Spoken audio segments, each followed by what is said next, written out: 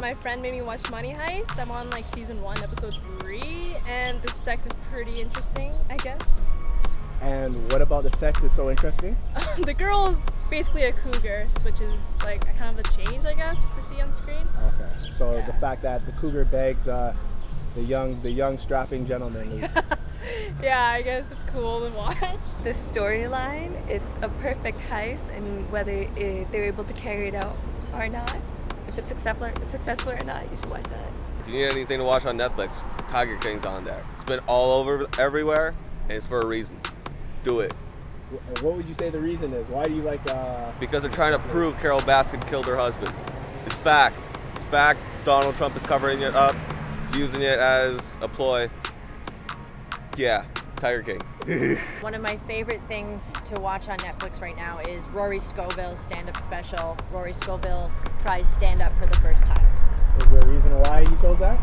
It's just a really good comedy special, and I'm a comedian, so I'm always keeping an eye out for new comedy specials that are out there. This one's a few years old, but it's timeless, and I've definitely watched it a few times.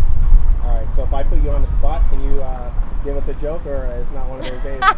Yes, I can give you a joke. Okay, hit us with it. It's a pandemic joke. Oh, wow, okay. Okay, so during the pandemic, I've been going out dressed like how I always dress in the summertime, right? Shorts and a tank top. But then I have my mask on and I have sunglasses, and I'm getting catcalled way more than I ever have in my life. It's a little bit disturbing, but it brings me a lot of peace knowing that this whole time my problem has just been my face. I recommend you guys watch Blacklist on Netflix, because it's kind of like a crime type of show. If you're into that, you can watch it. It's lit. And yeah, that's it. All right, so Ugo, what about Blacklist do you like? Like, who's your favorite character? His name is Raymond Reddington. I think he's the main character. I'm not sure. Is he a thief or is he a detective? He's a criminal. He's like a lead guy. Okay, so would you say you got a little thief in you yourself? Or? I mean, I don't know. You could ask. I recommend you watch Family Guy on Netflix. Actually, it's a funny show, and as I'm a student, I don't have enough time to search for different shows, but this one is so popular around my friends, and everyone's talking about it every day. Also, I'm trying to improve my English as I'm not a native. This show is just so easy to understand, and you can easily pick up new words out of it. So, I recommend you watch it. Have a good day.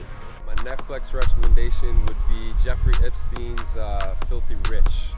The reason why I would say it's a good watch and something that you invest a bit of time into is simply because it's a perfect example on highlighting the kind of white-collar crime that goes on in the world, I would say.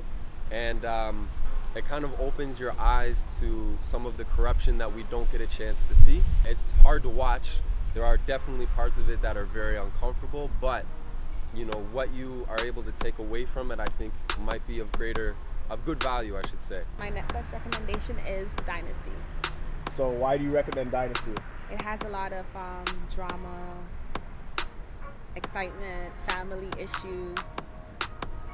So you're a girl that likes a lot of drama, eh? Okay. No, it's the excitement. Oh, it's the excitement. The Yeah. drama is just the Cherry side. on top, Oh, yeah. Okay. The Office, it's definitely the dynamic between the characters. You have a favorite character? Favorite character? It has to be Pam. I love Pam. Pam and Jim. Honestly, I think that makes the whole show. Pam and Jim.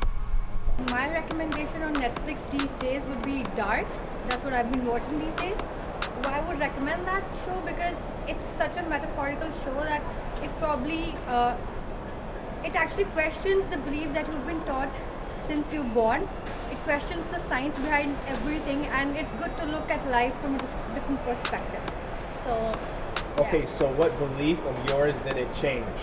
since I've been born, I've been taught that there's only one world that exists, which is on Earth. So there can be a parallel universe that exists, but we don't know about it, and it's not been proven. So to look at that from a perspective that, you know what, there's a parallel universe that exists, and there's life beyond Earth, makes sense.